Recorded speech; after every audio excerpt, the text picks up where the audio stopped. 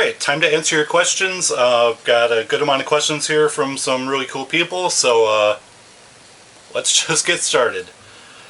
Alright, so first one is from Black Metal Gamer, and he asks, if Final Fantasy Remake does well and Square decides to remake another old RPG, what game would you choose and how would you prefer it to play out? Okay, mine's going to be kind of controversial, and I bet a lot of you are expecting me to say Xenogears, but I don't want Square touching that game. The one I'm picking is Final Fantasy VIII, and what I'd like them to do with this is find a way to keep the draw system, but limit how much you can draw in battle. Like maybe only make it so you can draw once or twice per battle. Or maybe give the enemies like limited amount of magic per battle. That way people won't sit there for like a half hour drawing, you know, frickin' 100 triple spells or something. Because, oh my god, I have to have everything maxed out right away. Oh! Yeah. But yeah, I would keep the story, I'd keep the ending and everything. Yeah, do not touch the ending. And the ending, you know, you can interpret it a couple of different ways. And I don't want them messing with that at all. Because I like things that, not everything has to be wrapped up neatly, you know. You can leave some questions unanswered. And I think that is really good storytelling sometimes. But, yeah. And I know even if they did that, people still wouldn't like this, you know, the game because of the characters, and people hate Squall because they think he's emo. But hey, whatever. Okay, damn it! I knew I forgot to do something. I forgot to set my phone so it doesn't go to sleep right away. Okay. Next question is from Anything Goes, and he asks if I can show how Simon plays fetch. Simon being my cat, Simon Belmont. Unfortunately, no, I can't, because every time I've gone to play with them, like my camera or my phone hasn't been handy, and you know, I just kept forgetting about it. So I forgot for this video, but I will try to get it on film and like slip it in a video somewhere. Yeah, so sorry, but I will try in the future. Alright, and then the next one comes from Nintendo, and he asks... yeah, I'm drinking already. Ah, that's good. Okay, he asks, most of us collect other things besides video games. What else do you collect?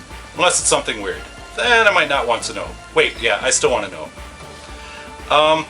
Well, okay, so as you guys probably know, and you can probably see up there, my Lego NES, I collect Legos. I have hundreds of minifigures, thousands of pieces. You know, that was a given. But I also collect Gundam figures, Gundam models, or Gunpla, you know, whatever you want to call it. You know, I collect these little figures. I collect the big models, the you know, master grade and all that stuff. I don't have much room for it at the moment, so I kind of stopped with that. But I do like putting the bigger models together. They take like 6-7 hours sometimes, but you know, it's really fun, and it's just really cool. And then one other thing I like to collect are music CDs, and I've been collecting CDs for a long time. I only have like maybe like 300 CDs or so. Mainly because there were times when I didn't have money and I tried to get rid of some, or my musical taste changed or whatever. And you know, it's cool that we have stuff like Google Music now, and we can stream videos or stream music through YouTube, and you know, you can download stuff off iTunes. But I like having my own physical copy that, you know, I can do what I want with. And these two CDs are like two of the first ones I had. I don't remember what year I exactly got these, but this one was my very first, actually. First album from Primus, which is a live album, which is kind of weird. And Pestilence, great band. Definitely check them out. Alright, but yeah, I don't really collect anything like super weird, like, I don't know, stuff from Japanese vending machines or anything. But hopefully that answers your question. Oh, I don't know if I said it before, but I'm not hooking up the microphone for this one because, I don't know, I'm lazy today. So we're just going to go with the camera audio, and if you don't like it, I got 2 words for you. Alright, and then the next one comes from Majority, and he asks, what makes the PS1 such a beloved console for you? Well, that would be because with the PS1, like, before I had played that, like, I always enjoyed games and stuff, but I went out a lot and stuff and hung out with my friends, and, you know, I would play maybe 1 or 2 days a week. You know, it's something that I like doing, but it's not something I needed. But then when the PlayStation came out and I started playing that, it became something I needed, and it made me into a hardcore gamer. And, you know, drawback to that is I go outside less because I'm playing games more. But, you know, I really love the system. Plus, it's a system that introduced me to RPGs. First few games I played for the system were Tomb Raider 2, Cool Borders 2, and Crash Bandicoot 2. These were all great second entries in the series, and it just got me really addicted to the system. Plus, at the time, I was playing football games, so like NFL Game Day '98 was also really good. And then eventually, you know, stuff like Gran Turismo and Gran Turismo 2 came out, and you know, these, like, I'd never been all about the racing sims before. I was more into like arcade games, but this was an experience that I've never seen before on a system, and this game to this day remains my favorite in the series. And then of course I started playing RPGs later on, and you know, all sorts of great ones to choose from. 2 of my favorites on the system, Xenogears and Final Fantasy Tactics. You know, there's tons of replay value in this one. Great tactical RPG. And then, of course, Xenogears has one of the most amazing plots ever in a video game. Well, in my opinion, it is the most amazing plot in a video game. You know, really interesting combat. Just a great story, great character depth. And, you know, games like that got me hooked on not only the PlayStation, but, you know, RPGs. Alright, so I think that answers that one. Hold on a second.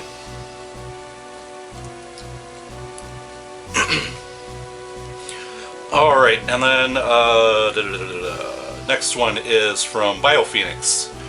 And he asks, what's an RPG that needs a sequel or reboots? And once again, you guys are probably expecting me to say Xenogears, but once again, I don't want Square touching it.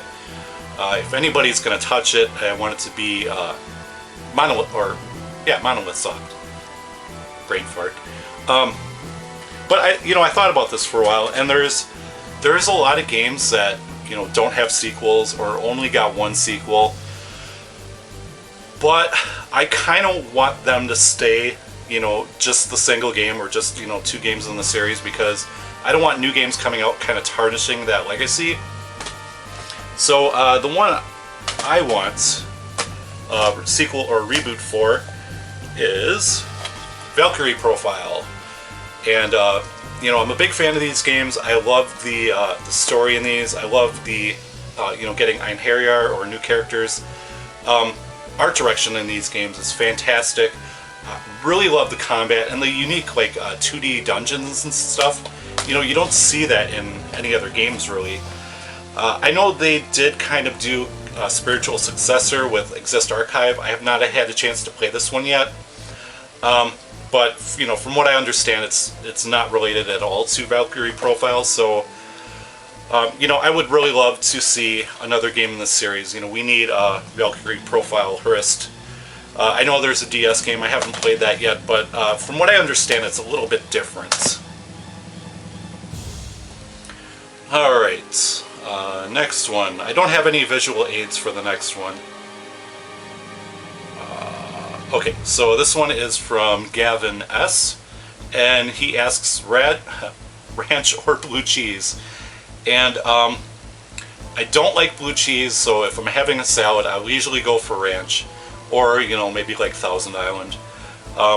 If it's something that's not a salad, I usually don't go for ranch at all, and I go for, like, something like sriracha, or a nice mustard, like a nice Dijon mustard, or honey mustard, or just, any kind of basically fancy mustard. Yeah, that's it for that one. Alright, next question comes from GC8972B. And his question is, do you play video games every day? How do you keep balance between working, gaming, collecting, and social life?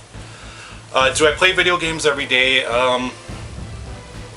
Yes and no. I'll get more into that because it'll tie into somebody else's question. How do you keep the balance between working, gaming, collecting, and social life? Well, as far as collecting goes, I don't spend time on that. I know a lot of people, they kind of treat collecting as sort of a job, even though they don't sell their games or anything. But, they have to go and, check these shops, 3 times a week, check out for, yard sales and, game hunting and all that. And really, I don't do that. Sometimes I'll get the urge to go out and look for games, and if I do, I'll just hop on over to my retro shop. If I happen to see a yard sale on the way, cool, but I'm not going out of my way to do that stuff. So collecting, I don't spend any time on that really. And like a long time ago, I tried the thing where you look on eBay for like items listed in the wrong category and stuff.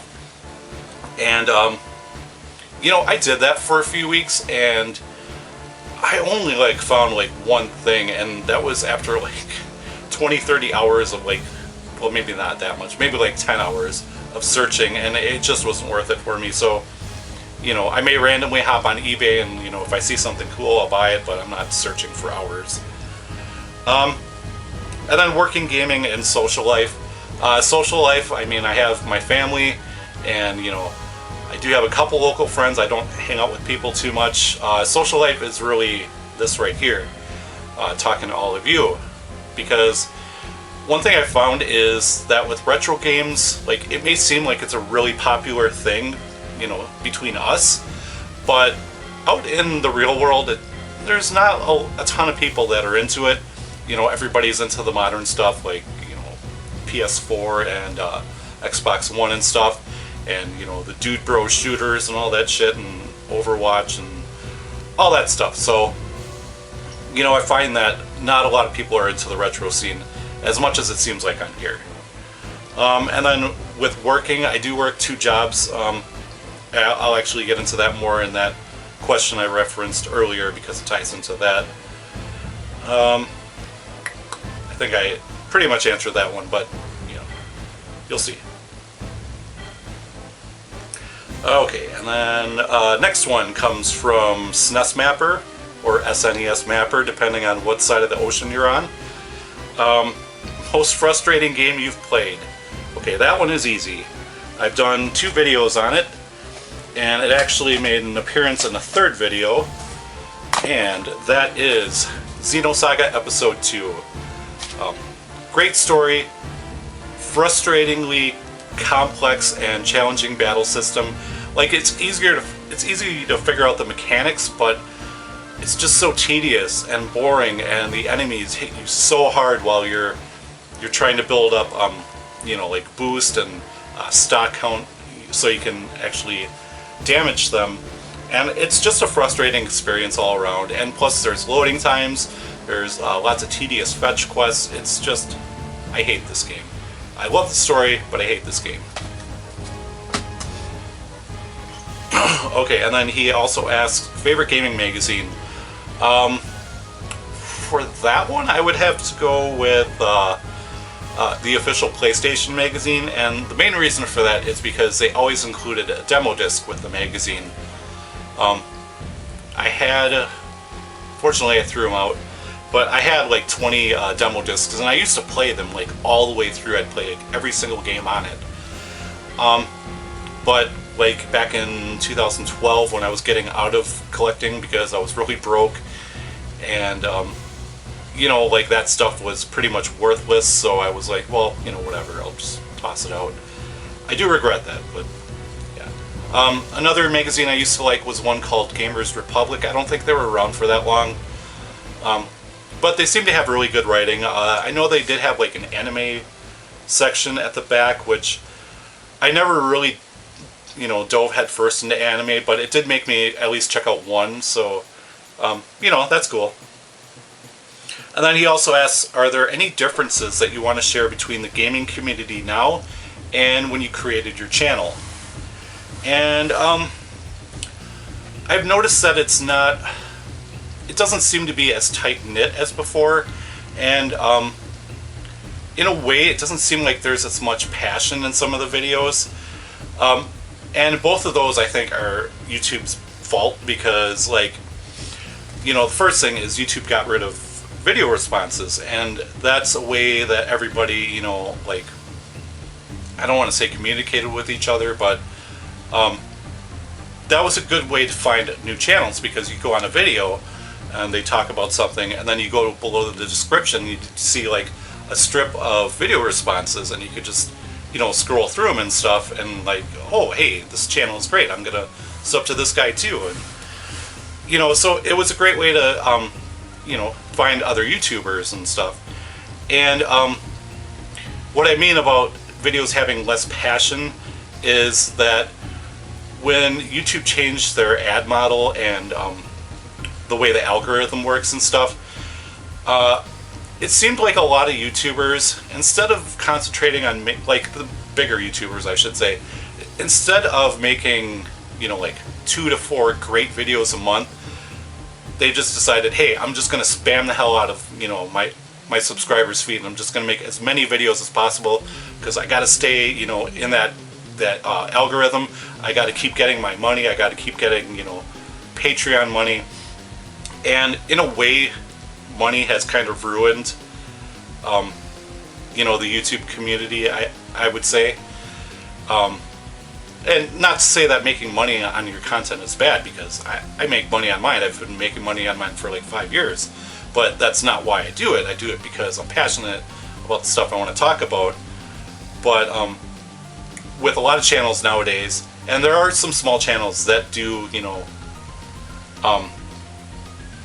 they do put out tons of videos, but there's passion behind it, and they're not just doing it to make money or stay in the YouTube algorithm, but a lot of channels, it just seems like they got to fulfill a video quota for every week, and instead of concentrating on doing the best content they can, they just put out content that's kind of average, mediocre, kind of good.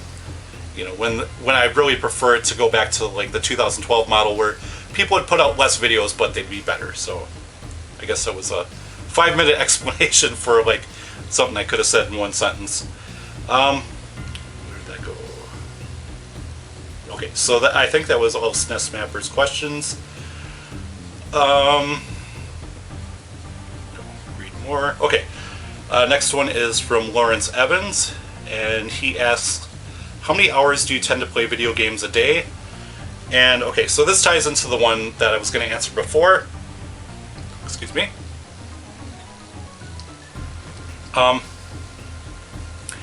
So it varies, because I do work 2 jobs. I have a second shift retail job that I work during the week, and then on weekends I have a third shift grocery stocking job.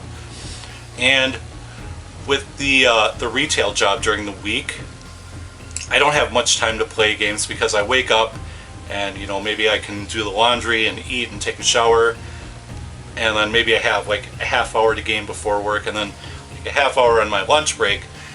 But then by the time I get home, I'm exhausted, and after I eat and get changed into my night clothes and everything, I really don't feel like playing games or anything, so I'll just watch some YouTube videos and stuff.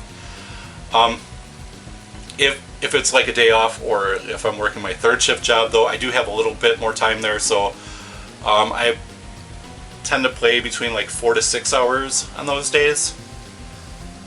Family cuts into that time a lot, so it could be more, but obviously you gotta spend time with the family. Let's see, and then he also asked if you've played the Dragon Quest games on the DS, which one is your favorite and why? Okay, so I'm assuming you just mean DS and not 3DS or anything. I know in my Dragon Quest IX video I said that one was actually my favorite.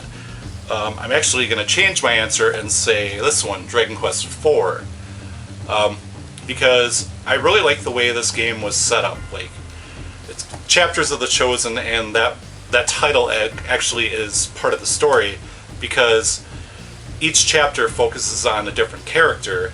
So, you know, I forgot who starts it off, but then you get to the second chapter and you have Tulun, and you have to like go to a dungeon and get items for a shop so you can sell the items and stuff. And then, you know, one other chapter you'll have like I forgot their names. It's been a long time since I played this, but you'll have like, you know, that character there, and then for the next chapter you'll have that character there. I think his name is Ragnar.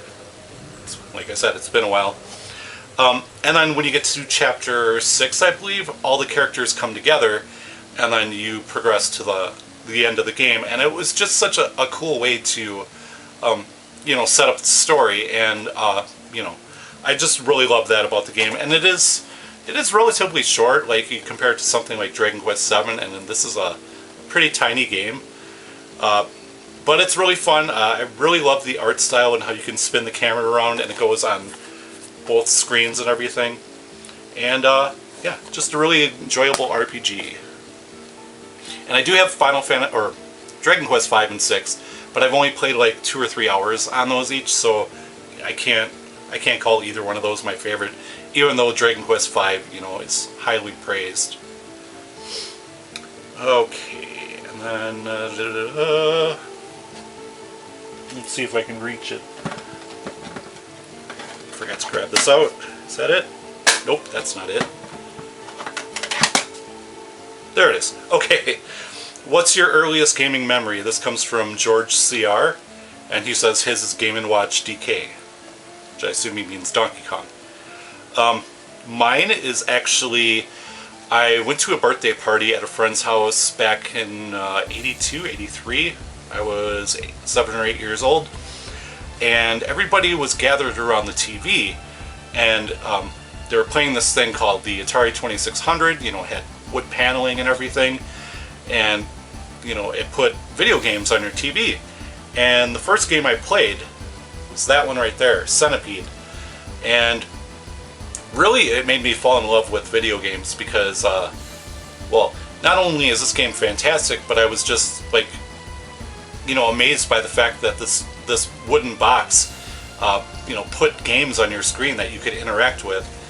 And yeah, this one, I've had tons of fun with this one over the years. I actually didn't pick it up until like 4 or 5 years ago. But you know, I enjoy every version of this game that I've played. Not the PS1 version because I haven't checked that out yet. But yeah, I enjoyed that, and you know, many other games on the 2600 like Pac-Man. Even though people say it sucks, I liked it. You know, River Raid, Pitfall, well, all sorts of stuff. So yeah, that would be my earliest gaming memory.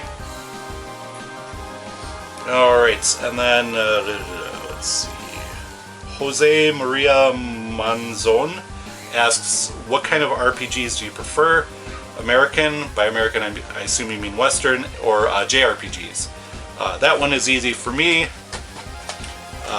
You know, like, while I love Western games like Oblivion, I will always prefer Japanese games over them. You know, with the Western games, at least the ones I've played, the focus seems to be more on total customization, and they may not go for complete realism, but they tend to be a little more realistic, less emphasis on story, more on like exploration and stuff. And you know, I just prefer the more cartoony graphics, the colorful worlds, the great characters, the great stories. Some of these games, not this one, do have you know, lots of customization and stuff.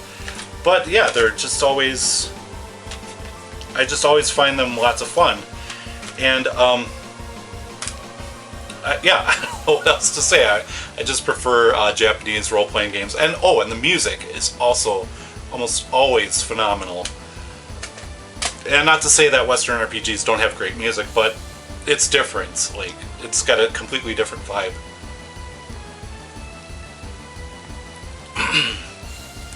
Okay, next one is from Gavin S. And he asks, you've talked about your son before. What were some of the first games you introduced him to? Any good family gaming memories? As far as family gaming memories, with, I mean, not just my son, but with, girlfriend or, mom or sister or anything, I don't really have any because, like other people, they may play games just a little bit, but not too much. With my son, the first game I played with him, and I had to think about this for a while, and I remembered this, was this one right here, Little Big Planet on PS3. And he'd always enjoyed watching me play this game, and there were lots of items that I couldn't unlock without a second player, so like one day I was like, hey, you want to play this game with me and help me get some stuff? And of course he said yes, and we had lots of fun trying to get all the items. One thing I love to do, because you can manipulate the character's arms in this game, and my character, I had equipped him with a little frying pan, so I'd basically make his arms like slap him and knock him out, and he would just like laugh about that for like 5-10 minutes. He thought it was the funniest thing ever, and yeah, it was pretty funny. But yeah, that would be the earliest gaming memory we have. Excuse me. And my foot's falling asleep here. Trying to get situated. We also do play other games. That was the earliest, but there are lots of other games we play. Mainly shoot 'em ups and fighting games. Like, we enjoy playing those together. And that takes care of that one. And then let me just scroll through and make sure I didn't miss anybody else.